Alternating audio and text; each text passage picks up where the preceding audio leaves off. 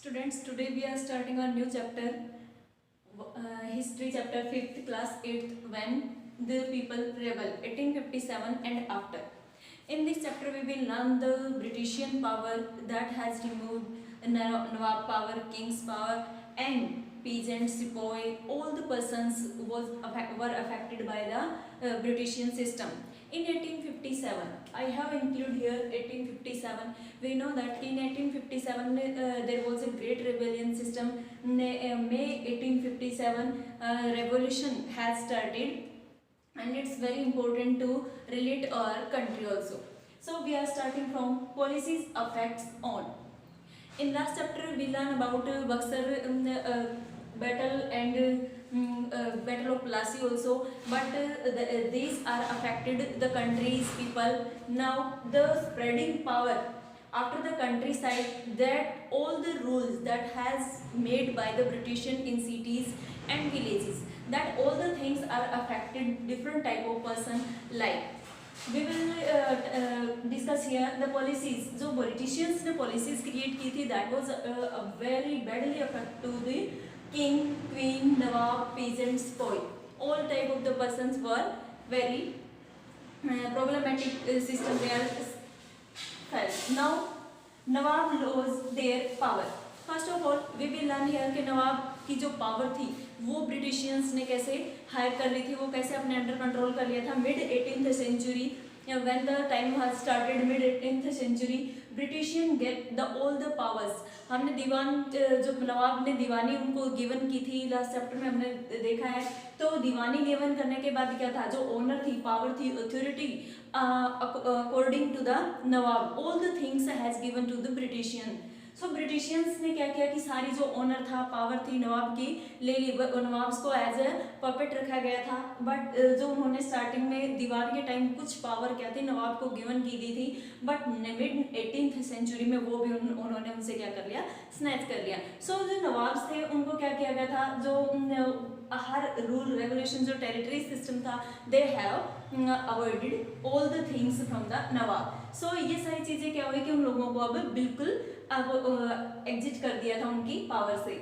But at the time some families, अगर हम Kings की बात करें यहाँ पर, तो सम फैमिलीज नेगोशिएट करने का ट्राई किया विद कंपनी. सो जो ब्रिटिश ईस्ट इंडिया कंपनी थी उसके साथ नेगोशिएशन करने के लिए ट्राई किसने किया, महारानी लक्ष्मीबाई एंड नाना साहेब. महारानी लक्ष्मीबाई वाज थिंकिंग दैट के Jhansi of Rani, she is thinking that कि जैसे ही उनके हस्बैंड की एक्सपायर होते हैं, उनकी डेथ होती है, सो उसके बाद में जो उनके अडॉप्टेड सन है उनको क्या मिले, किंगडम मिले. बट नेगोशिएशन पावर क्या थी यहाँ पे, they are trying to negotiate with britishians like that, कि वो कह रहे थे कि रानी लक्ष्मीबाई ने यहाँ पर नेगोशिएशन के लिए व्यू रखा कि if you will give us kingdom then we will do work under you. so Britishers ने क्या था, वो उसके लिए डिनाई कर दिया. like this नाना साहब, we will discuss here second नाना साहब. नाना साहब भी क्या थे, अडॉप्टेड सन पेशवा बाजीराव सेकंड. सो उनके अडॉप्टेड सन थे. वो नाना साहब ने क्या डिमांड रखी थी कि जो मेरे फादर को, जो उनके फादर थे बाजीराव सेकंड, पेशवा बाजीराव, कि उनको जो पेंशन पिछले कई सालों से मिल रही है वो कंटिन्यूअसली किसको मिलती रहे, नाना साहब को. सो ब्रिटिश के ईस्ट इंडिया कंपनी में उस टाइम जितने भी लोग थे, जो भी गवर्नर जनरल थे, they all has denied for this thing. So उन्होंने हैड डिनाइड करने के बाद उन्होंने क्या किया है कि उन्होंने क्लियरली उनके इन सब चीजों के लिए मना कर दिया. सो रेवोल्यूशन के लिए लोग क्या हुए, अब अपोजिट साइड क्रिएट होने लगी. नेक्स्ट आता है plan for Mughal dynasty.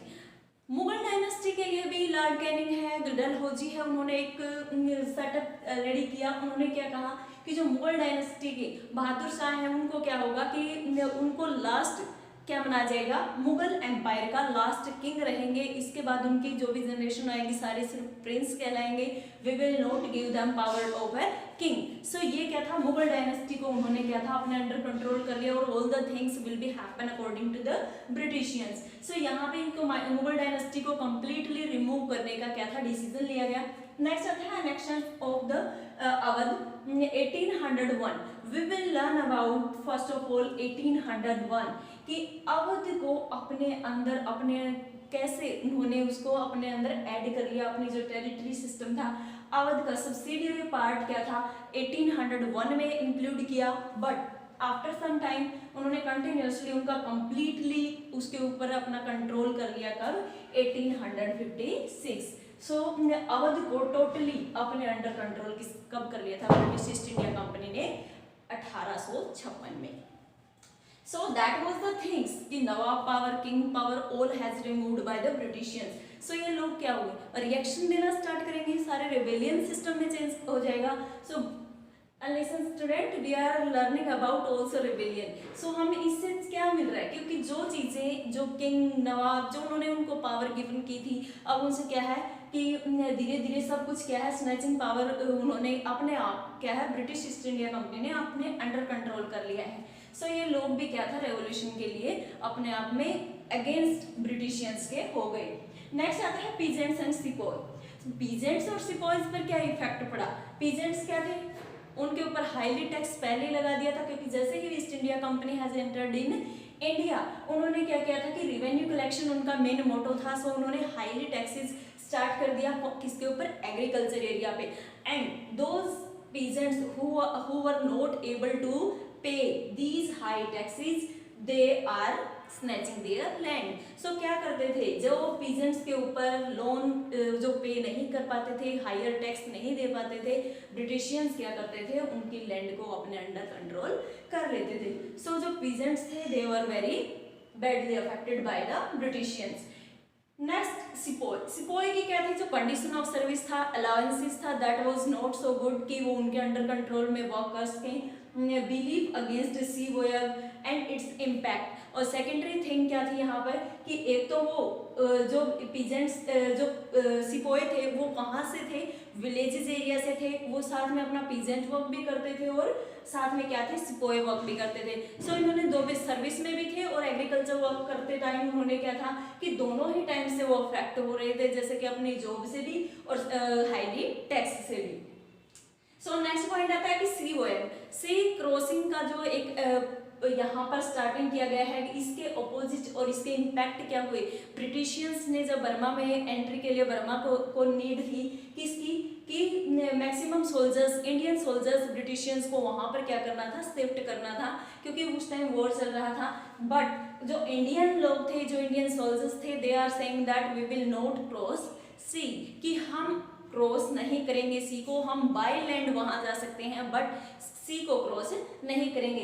If they are thinking that कि जो हमारे जो इंडियन थे, दे आर थिंकिंग दैट कि if we will cross the sea it is against our religion our custom. So ये लोग क्या हुए कि इनके ऊपर बैडली अफेक्ट पड़ा कि इन लोगों ने क्या कर दिया, वहां जाने से मना कर दिया। बट ब्रिटिशियंस ने क्या किया, जिन लोगों ने सी के क्रॉस करने के लिए मना किया था उनको क्या कर दिया, जॉब से निकाल दिया था। और साथ में उन्होंने एक न्यू रूल भी अप्लाई किया कि जो लोग नेक्स्ट टाइम से जैसे कि हम सोल्जर्स अपॉइंट करते हैं, there is compulsory to them to cross the sea. So next is response to reforms. These were the effect on king, nawab, queen, peasants and sepoy. Next आता है कि जो रिफॉर्म ब्रिटिशियंस के थ्रू किए गए, that was also affect the persons. हमारे ब्रिटिशियन जो हमारी इंडियन पावर थी, हमारे जो रिलीजन है उसके अगेंस्ट उन्होंने क्या किया है कि रिस्पॉन्सेज किए गए थे कि क्या क्या रिफॉर्म किए गए हैं। फर्स्ट रिफॉर्म था कि इंग्लिश लैंग्वेज भी वो यहाँ पर लेकर आए, इंग्लिश लैंग्वेज को रखा गया। सेकेंडरी की प्रैक्टिस ऑफ सती उन्होंने बैन कर दिया था जितने उसके ऊपर कि अब कोई भी स्टे के अकॉर्डिंग क्या होता है, स्टे पर था when a live person is had उसको क्या है कि आग में डाल दिया जाता है। जैसे ही किसी लेडी का क्या है हस्बैंड की डेथ हो जाती है तो उसको भी क्या है जिंदा जला दिया जाता है। So this is the life, उनकी क्या है वो मरे हुए नहीं होते हैं बट उनके लाइफ टाइम में ही उनको क्या है कि उनके हस्बैंड के साथ ही जला दिया जाता था। सो ये सती प्रथा थी, इसको प्रैक्टिस ऑफ सती कहा गया। इसको क्या कर दिया था, बैन किया गया था बाय ब्रिटिशियंस के through. Next is the widow remarriage. Window remarriage, पहले क्या होता था कि विडोज को अलाउ नहीं किया जाता था अकॉर्डिंग टू हिंदू रिलीजन और इंडियन रिलीजन, दैट की विडो की कभी भी रीमैरिज नहीं हो सकती है। बट जैसे ही ब्रिटिशियंस आए तो उन्होंने क्या किया था कि ये रूल उन्होंने बनाया कि अब विडो रीमैरिज कर सकती हैं। Next is Indian converted to Christianity. 1850 में क्या हुआ था कि 1850 जैसे ही इंडियन के लिए क्या था, नया रूल अप्लाई किया गया कि जो लोग इंडियन अपने आप को क्रिश्चियन में चेंज करेंगे, क्रिश्चियनिटी में चेंज कर लेंगे अपने हिंदू धर्म को, उन्हीं को अलाउ किया जाएगा कि वो लैंड के कंटिन्यूअसली, जो उनके नेक्स्ट जनरेशन आएगी वो भी इनकी क्या रहेगी, ओनर रहेगी। सो ये क्या थे, पॉइंट्स थे जो किसको लोगों को क्या करते हैं, जो इंडियन पीपल थे। जैसे ही बैन किया गया सती के ऊपर, विडो रीमैरिज की गई, then Indian was against the britishians, क्योंकि जितने भी रिफॉर्म्स हुए थे वहां पर रेबेलियन सिस्टम स्टार्ट होना कंपल्सरी हो गया, बिकॉज क्योंकि जो लोग थे वो ये सोचते थे कि जो ब्रिटिशियंस हैं वो सती प्रथा को बैन करके और जो विडो रीमैरिज है इसको अप्लाई करके क्या कर रहे हैं, हमारे जो कस्टम है, हमारा जो रिलीजियस है उसको क्या कर रहे हैं, वॉश कर रहे हैं, उसको फिनिश कर रहे हैं। The persons are opposite to britishian. Mutiny to republic rebellion. Next we will learn here that कि म्यूटिनी कि कुछ क्या होने लगे थे, विद्रोह होने लगे थे, क्योंकि ये रीजन थे कि लोग क्या हुए, अपोजिट हुए, अगेंस्ट हुए ब्रिटिशियन सिस्टम के। सो ब्रिटिश सिस्टम के अगेंस्ट होने के बाद क्या हुआ था, म्यूटिनी स्टार्ट हुई from Meerut and large part of the northern India and central India. So these are the huge part that has there was spreading rebellion system, और जो लोग थे वो भी क्या थे, रेबल बन गए। in every society, from every society of the people rose in rebellion system। Mutiny में क्या है कि वो लोगों के क्या था कि अब जितने भी लोग ऑपोजिट साइड थे ब्रिटिशियंस के, they have started their war, कि हम अब क्या करेंगे, हम ब्रिटिशियंस के अपोजिट अब क्या करेंगे, रिएक्शन देंगे, वो अब चुप नहीं रहेंगे। सो यहाँ पर ये भी क्या था, इन्होंने अपना वॉर स्टार्ट कर दिया। Thank you, have a nice day. और चैप्टर विल बी कंटिन्यू।